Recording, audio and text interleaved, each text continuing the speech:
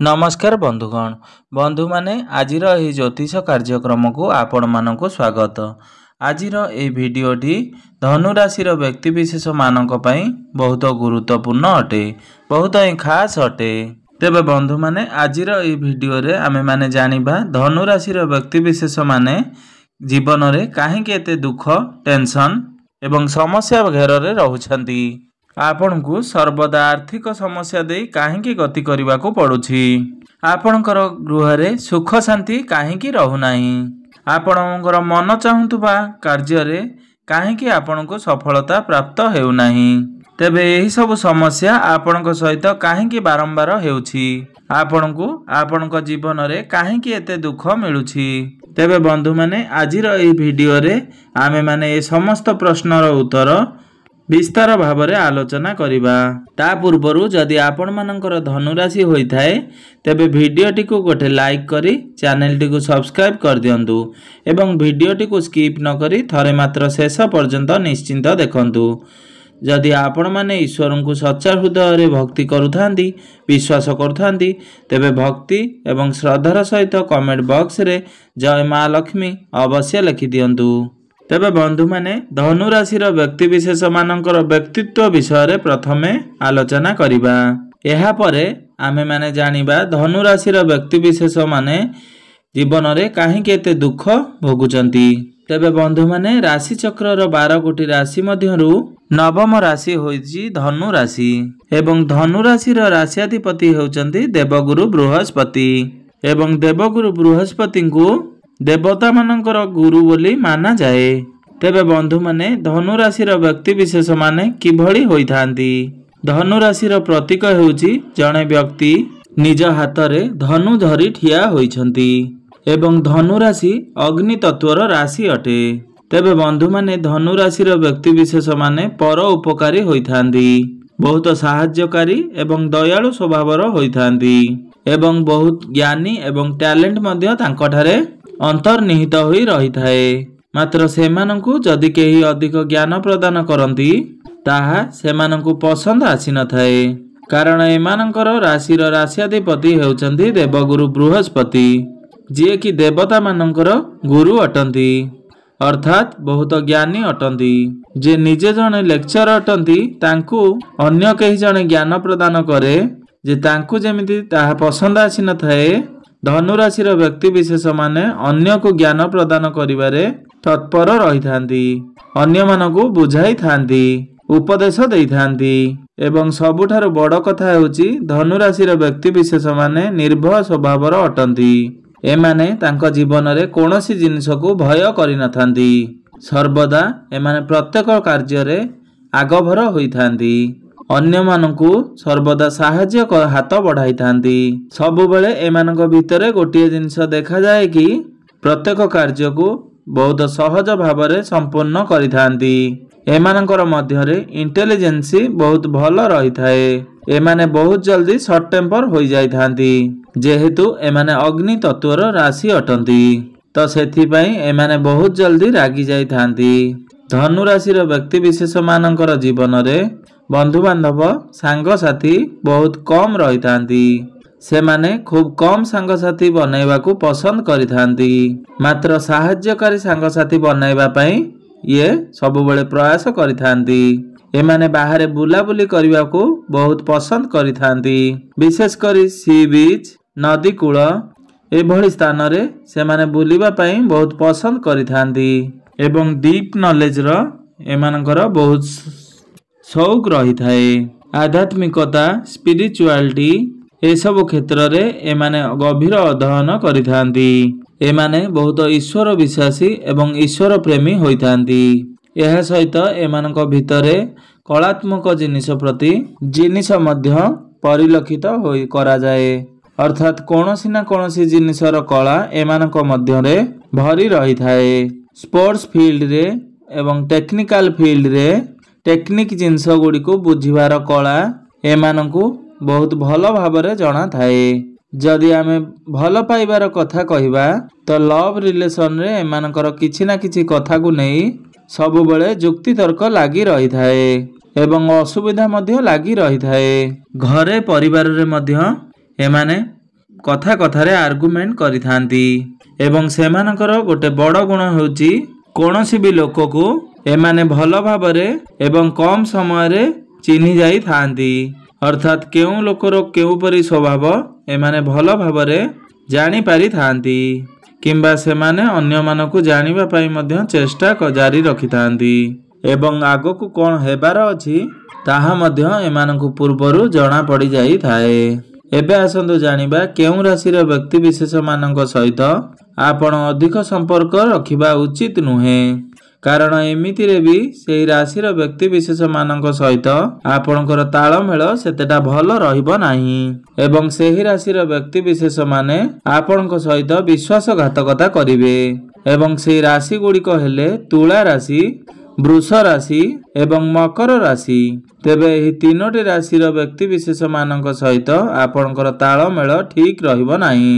ଏହି 3 ଜଣ ରାଶିର ବ୍ୟକ୍ତିବିଶେଷମାନଙ୍କ ଠାରୁ ଆପଣଙ୍କୁ କେବେ ନା କେବେ ଧୋକା ମିଳିପାରେ କିମ୍ବା ଏମାନଙ୍କ ସହିତ ଆପଣଙ୍କର ବଣ୍ଡିଂ ଭଲ ନ ରହିପାରେ।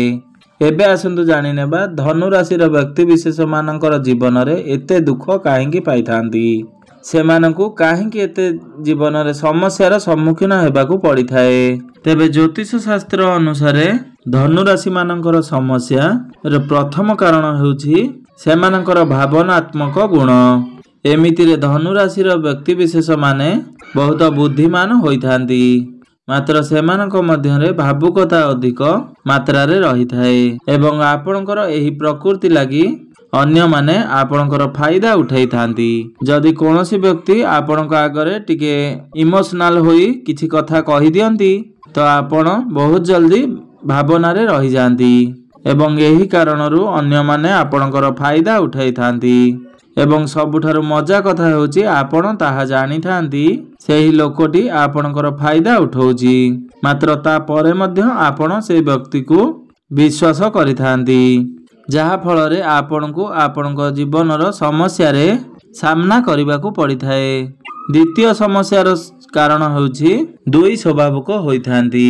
ଅଧିକାଂଶ ସମୟରେ ଦେଖାଯାଏ ଯେ ଯେତେବେଳେ ଆପଣମାନେ ଡିସିସନ୍ ନେବାର ଥାଏ ସେତେବେଳେ ଆପଣ ଦୁଇଟି ନାଁରେ ପାଦ ଦେଇଥାନ୍ତି। ମୋତେ ଏହି କାର୍ଯ୍ୟ କରିବାର ଅଛି ନା ସେହି କାର୍ଯ୍ୟ କରିବାର ଅଛି ଏବଂ ନିଜର ଏହି ସଂକୁଚିତ ପ୍ରକୃତି ପାଇଁ ଆପଣ ଅନ୍ୟମାନଙ୍କ ଠାରୁ ଉପଦେଶ ନେବା ପାଇଁ ଯାଇଥାନ୍ତି।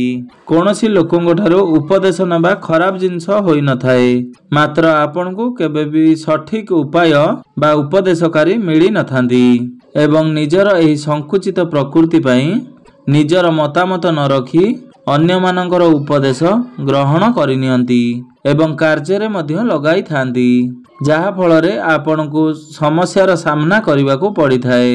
ତୃତୀୟ ସମସ୍ୟାଟି ହେଉଛି ଆପଣ ଆପଣଙ୍କର ଜୀବନରେ ଆପଣ ଓଭର କନଫିଡେଣ୍ଟ ହୋଇଥାନ୍ତି, ଆପଣ ଧୈର୍ଯ୍ୟହରା ହୋଇପଡ଼ନ୍ତି ଏବଂ ଆପଣ ସର୍ଟ ଟେମ୍ପର ମଧ୍ୟ ହୋଇଯାଇଥାନ୍ତି। ଓଭର କନଫିଡେଣ୍ଟ ପାଇଁ କିମ୍ବା ତରବରିଆ ହୋଇ ସବୁ କାର୍ଯ୍ୟକୁ ଆପଣ ଭାବି ନେଇଥାନ୍ତି ଯେ ଆପଣ ସେ କାର୍ଯ୍ୟଟିକୁ କରିପାରିବେ, ମାତ୍ର ପର ମୁହୂର୍ତ୍ତରେ ସେହି କାର୍ଯ୍ୟଟିକୁ ଯଦି ଆପଣ କରିପାରିନଥାନ୍ତି ତେବେ ଲୋକମାନେ ଆପଣଙ୍କ ଉପରକୁ ଆଙ୍ଗୁଠି ଉଠାଇଥାନ୍ତି। ତେଣୁ ଆପଣ ଜୀବନରେ କେବେ ବି ତରବରିଆ ଭାବରେ ଓଭର କନଫିଡେଣ୍ଟ ହୋଇ ବା ତରବର ହୋଇ କୌଣସି ଡିସିସନ୍ ନିଅନ୍ତୁ ନାହିଁ କିମ୍ବା କାର୍ଯ୍ୟ କରନ୍ତୁ ନାହିଁ। ଚତୁର୍ଥ କାରଣ ହେଉଛି ଯେହେତୁ ଆପଣଙ୍କର ଅଗ୍ନି ତତ୍ତ୍ୱର ରାଶି ଅଟେ, ରାଗ ଏବଂ କ୍ରୋଧ ଆପଣଙ୍କ ଭିତରେ ଅଧିକ ଦେଖାଦେଇଥାଏ, ଅର୍ଥାତ୍ ଆପଣ ଆର୍ଗୁମେଣ୍ଟରେ ଇନଭଲ୍ଭ ହେବା କେବେ କେବେ ଆପଣଙ୍କ ଭିତରେ ପଲିଟିକ୍ସର କାରଣ ହୋଇଥାଏ। ତେଣୁ ଆପଣ କେବେ ବି ଅଯଥା ଆର୍ଗୁମେଣ୍ଟ କରନ୍ତୁ ନାହିଁ, ସବୁବେଳେ ହଠାତ୍ କରି ରାଗି ଯାଆନ୍ତୁ ନାହିଁ। ଆପଣ ଆପଣଙ୍କ କ୍ରୋଧରେ ଟିକେ କଣ୍ଟ୍ରୋଲ କରନ୍ତୁ।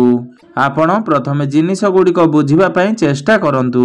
ଆପଣ ତରବର ହୋଇ କୌଣସି କାର୍ଯ୍ୟ କରନ୍ତୁ ନାହିଁ ଏବଂ ସବୁବେଳେ ଆପଣ ଯେତେ ଶାନ୍ତ ରହିବେ ଚେଷ୍ଟା କରନ୍ତୁ, ନଚେତ ଆପଣଙ୍କୁ ବହୁତ ସମସ୍ୟାର ସମ୍ମୁଖୀନ ହେବାକୁ ପଡ଼ିପାରେ।